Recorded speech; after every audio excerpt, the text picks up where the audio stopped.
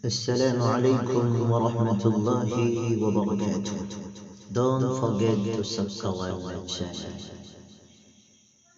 شب قدر کی کوئی مخصوص نماز نہیں، اس کو دھیان سے سنیں۔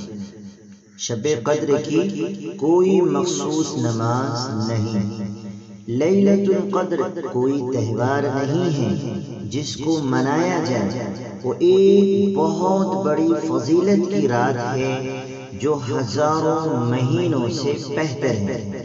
سورۃ القدر کے نام سے پوری مکمل سورت قرآن مجید میں موجود ہے، اس کا مطالعہ کیجیے۔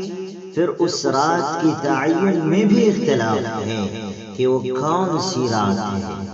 رمضان کے آخر عشرے کی طاق راتوں میں اس کو تلاش کرنا چاہیے، اور تلاش کرنے کا مطلب یہ ہے کہ ان راتوں میں جاگ کر انفرادی طور پر نماز، تلاوت اور دعا و ذکر کا اہتمام کرنا چاہیے۔ رمضان کی 27ویں شب کو اس کا امکان زیادہ ہے۔ آپ صلی اللہ علیہ وسلم رمضان ہو یا غیر رمضان برابر تہجد پڑھنے کا اہتمام فرماتے تھے، اور یہ نماز تہجد سو کر اٹھنے کے بعد آخر شب میں یا درمیانی شب میں پڑھی جاتی ہے۔ جب آپ صلی اللہ علیہ وسلم کا معمول تہجد کا تھا تو ظاہر یہی ہے کہ 27ویں رمضان کی شب میں بھی آپ نے یہ نماز ادا کی ہوگی۔ پس تہجد کی نماز تو سنت ہے جو کم از کم 2 رکعت بھی پڑھی جا سکتی ہے۔ ویسے عام معمول آپ صلی اللہ علیہ وسلم کا 8 رکعت پڑھنے کا تھا۔